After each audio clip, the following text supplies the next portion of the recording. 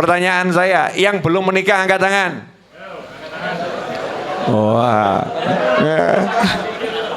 Oke. Yang pengen nikah tahun ini angkat tangan. Nah, itu yang pengennya tahun depan berarti kakehan.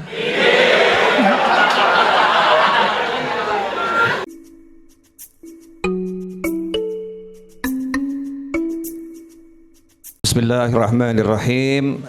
Alhamdulillahirabbil alamin. Allahumma shalli wa sallim ala sayyidina Muhammadin miftahi babi rahmatillah adada ma fi ilmillah salatan wa salaman daimaini bidawami mulkillah wa ala alihi wa sahbihi.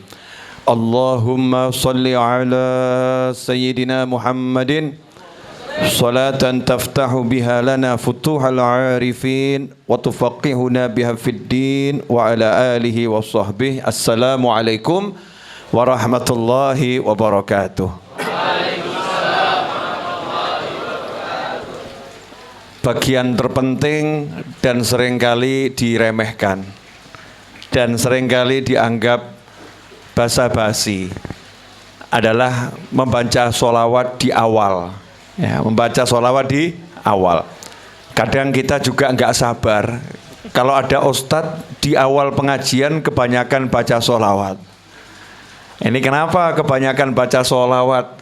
Kok nggak langsung ngajar saja, nggak langsung ceramah. Ini perlu saya luruskan karena kalau tidak ada Nabi Muhammad SAW maka tidak akan kita kenal Allah Subhanahu wa Ta'ala. Dan ibadah itu kalau nggak lewat Nabi nggak diterima oleh Allah Subhanahu wa Ta'ala.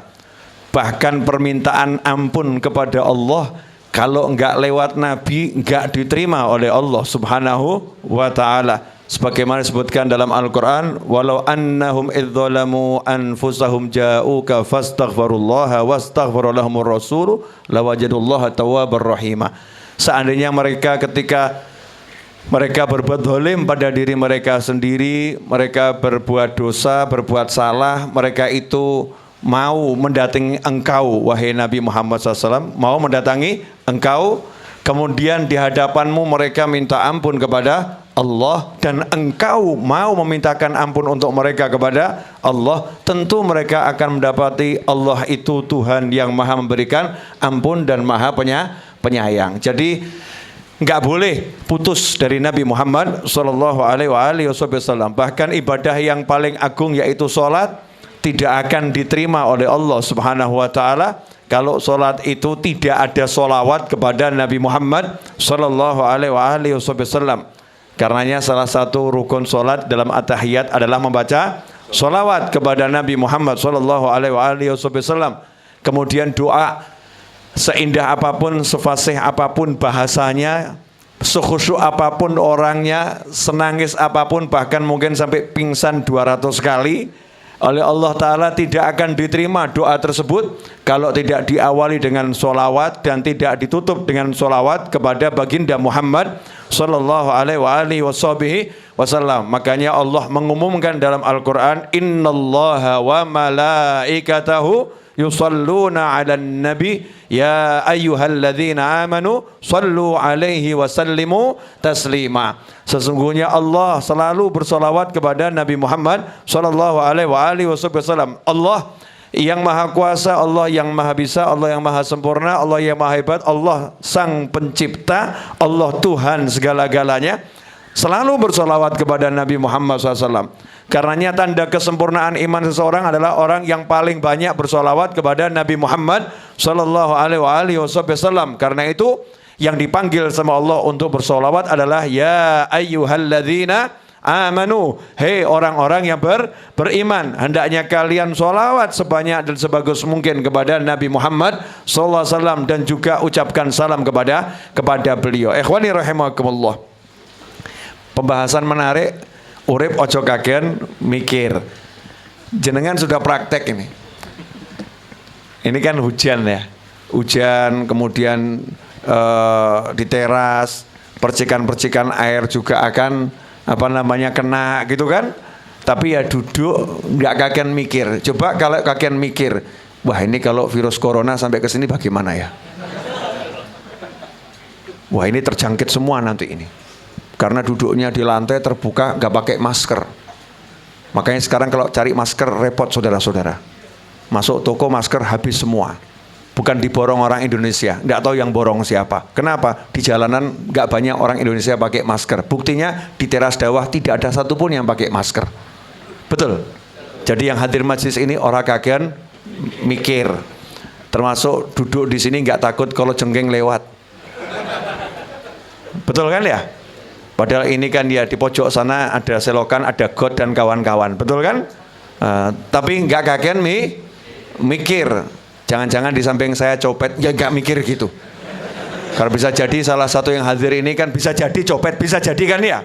Tapi nggak kagian mikir, oh insya Allah kabeh muslimin yang luar biasa, mukminin yang luar biasa. Pokoknya duduk nggak kagian mikir, termasuk Habibnya nggak kagian mikir. Hujan mau hujan silahkan, angin mau kena angin silahkan, masuk angin tinggal keroi gitu aja kok, repot. Ojo kagian mikir. Nah, orang sekarang hidup kagian mikir. Repotnya di situ. Hidup tuh nggak boleh mikir, tapi kita sukanya mikir. Ini kalau kebanyakan mikir nggak jadi pengajian ini. Kalau kebanyakan mikir pengajian nggak jadi. Apalagi Habibnya maghrib masih di Solo. Betul kan ya? Habibnya maghrib masih di Solo. Ini kalau Habibnya kagian mikir udah ngomong panitia ya carikan ustadz pengganti. Kenapa? Saya capek, badan gak enak gitu kan ya.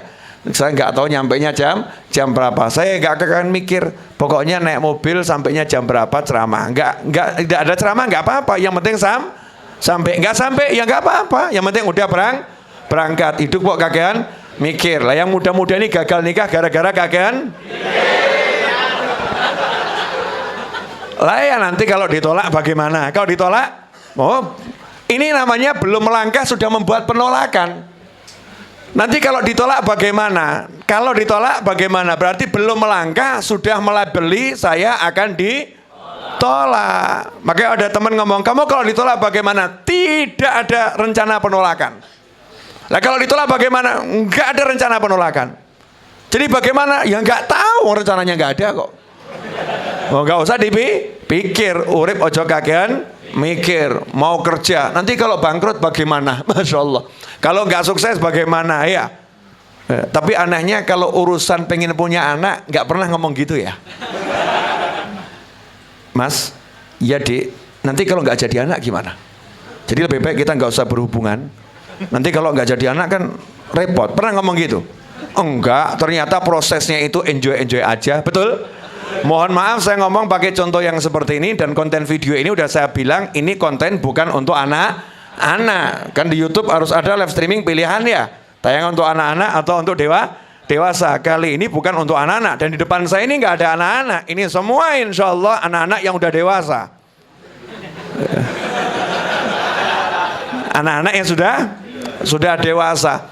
Lawang namanya kalau pengen punya anak itu belum tentu punya anak, tapi nggak pernah mikir nanti kalau nggak jadi gimana ya. Mikirnya apa? Nikmati proses. Maka hidup itu jangan kaken mikir, tapi menikmati proses hidup. Proses hidup ini nikmatono, enaknya luar biasa. Seperti saya tadi, begitu capek saya lihat GPS kurang 2 menit di pinggir jalan kok ada Maret ya mampir saya.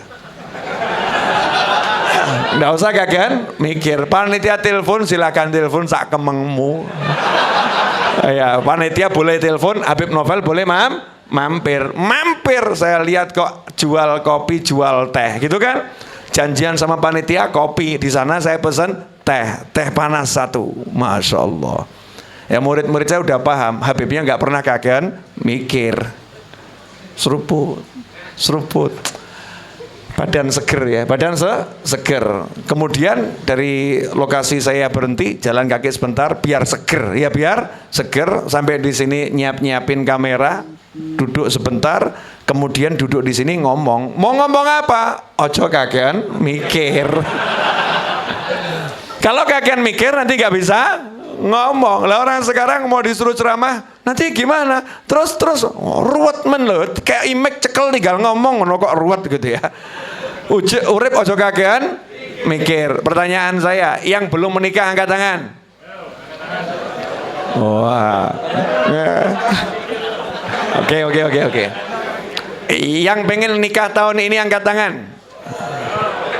Nah, itu yang pengennya tahun depan berarti kakehan. Kenapa harus tahun depan kalau bisa tahun ini? Saya mau nanya, yang belum balik angkat tangan. Sudah balik semua? Ya sudah balik semua, betul ya? Syariat Islam, ya itu kan sudah di bawah umur. Saya minta sama Allah biar tidur gitu kan ya. Ojo kagen mikir. Ini tayangan untuk 17 tahun ke atas. Alhamdulillah yang kecil pun dibuat tidur. Yang nggak tidur nggak kelihatan mata, aman. Jauh di sana, mau di atas, di belakang lulus sensor gitu kan ya. Jadi kalau udah balik itu tugasnya apa? Ibadah nggak usah dibahas. Ibadah kok dibahas? Ibadah itu kewajiban ya, kewajiban hidup itu wajib ibadah. Udah nggak usah dibahas. Pertanyaan saya, kalau kamu udah balik itu tugas utamamu apa? Apa? Nikah. Nah, kamu balik tahun berapa?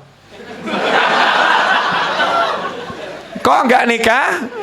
Nikah itu karena kaget mikir. Coba lihat Simbah. Saya itu paling senang sama Simbah, masya Allah. Simbah, eyang kakung, eyang putri zaman dahulu kala. Masya Allah, kalau jenengan duduk sama eyang kakung, eyang putri terus nanya, eyang dulu nikah umur berapa? Eyang putri jawab 11 tahun. Terus kita lihat kok Pak Ade, Bude, Pak Alik, Bule, total jumlah rolas. Jumlahnya 12. Eyang, ya. Ini dulu hamilnya langsung brojol 5 gitu apa? Yora. Terus ya setahun, meteng, setahun lahir gitu kan ya. Leren gitu kan. Meteng meneh, leren, lahir gitu aja. Yang putri kok nggak capek? Yora. Orang kagian mikir. Selesai. Orang sekarang baru punya anak 1, mau tambah 1, masya Allah, rapat keluarga nggak rampung-rampung. Rapat keluarga nggak rampung. Dari 2 mau nambah 1 nggak rampung-rampung. Mau nambah anak aja susah, apalagi nambah istri, saudara-saudara. Masya Allah.